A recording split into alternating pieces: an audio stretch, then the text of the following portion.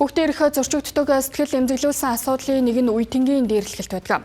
За манай телевиз нэг мөр цэг 50 үеийнгийн дээрлэлтийн эсрэг 2 дахь хилцүүлгээ хийлээ. За энэ удаа 5 яам хамтран боловсруулсан нийгмийн сүлжээнд хүүхдийн аюулгүй байдлыг хангах тухай хуулийн төслийг хилцүүлж байгаамаа. Нэг мөр цэг 50 хилцүүлэг нь үеийнгийн дээрлэлтээс урьдчилан сэргийлэх, таслан зогсооход тодорхой үр дүн гаргах зорилготой.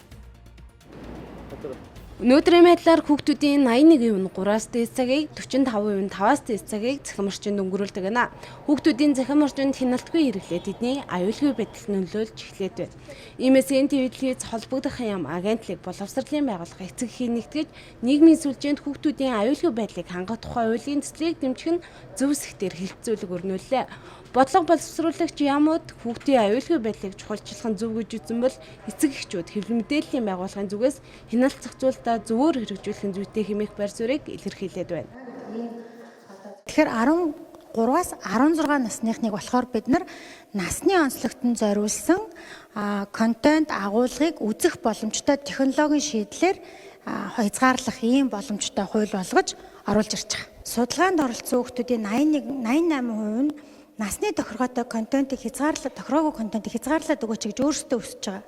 За цаашлаад 84% нь ёс бус сэтгэлгээний ийм агуулгатай зүйлүүдийг автоматар устгадаг болгоод өгөөч. За 84% нь байршлын мэдээллийн маань хүмүүст мэддэхгүй болгоод өгөөч. За 81% нь хувийн хаягийг мандалд байдаг болгоод өгөөч. Гэх мэтчлэн өөрсдөө энэ зүйлийг хүсэж байгаа ийм бас зүйл байгаа шүү. Нийгмийн сүлжээ гэдэг чинь өөрөө Twitter, нийгмийн сүлжээ гэдэг чинь Instagram, нийгмийн сүлжээ гэдэг чинь өөрөө TikTok. Хамгийн сүүлд гарч байгаа тэр юу чинь мод болоод байгаа чи юу лээ? Discord энэ төр гэдэг. Энийг л зөвмөр 13 насны дээр түр одоо хэрэглээг нь хязгаартай болгоё гэдэг асуудал ярьж байна. Тэрнээс биш 1-ээс 5 дугаар анги 13 нас гэдэг чинь 1-ээс 5 дугаар анги. Сургуулийн төвшөнд, гэр бүлийн төвшөнд одоо Google Classroom-уудыг ашиглах, тэгээ Pearson эдүүтэнүүдийн платформуд явах энэ зүйлүүд чинь бол ингээд явдгаар юм нэг зохистой хэрэглээг бид нар хэлж байгаа байхгүй. Маш олон хүмүүс одоо сошиал медиа дээр одоо өөрийнх нь одоо амьдрал явж байгаа, өөрийнх нь найзтай холбогдох хэрэгсэл болж байгаа. Гэтэл одоо энэ хуулийг одоо гаргаж ирээд 13 наснаас доош насны хүүхдийн тийм ээ ерөөсөө сошиал медиаг нь одоо хязгаарлана. Тэнгүүтийн өмнөх бас нэг хуулийг хилцүүлж яваадсан шүү дээ. 16 наснаас тийм ээ бас тэр хязгаарлан гэж яваадсан. Манай холимог одоо хязгаарлалт явна гэдэг байгаа. Энэ өөрөө одоо бид нэгдүгээр юуны зэвсэг болох вэ гэхээр төрийн цэнзуурлалтын зэвсэг болно.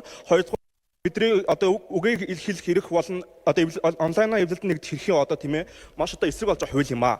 Энэ захим орчинтой холбоотой асуудал мэдээж хүүхдэдтэй тодорхой хэмжээнд гэмт хэрэгт өртөх янз бүрийн асуудлуудыг дагуулж байгаа гэдгийг бид нар бүгдээрээ мэдж байгаа. Гэхдээ энийг яах нь энэ талаар бүрэн бүтэн мэдээлэлгүй зөвхөн хүүхдийн үзэл санаагаар 300 эцэг эхийн үзэл санаагаар тодорхойлоод энэ хэрэгтэй юм байна гэж тодорхойлох нь өөрөө маш эрсдэлтэй, аюултай гэж үзэж болохоор байгаа юм.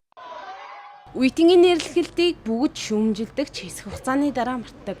Үүний илэрхийлэл бол өнөөдрийг хүртэл дээрлэлтийн эсрэг дөрвтэй шийдвэр гаргааг байна. Иймээс энэ твитлээс нэг мөр цэг 50 үеийнгийн дээрлэлтийн эсрэг хилцүүлгийг шийдэл үр дүн гартал үе шаттайгаар зохион байгуулна.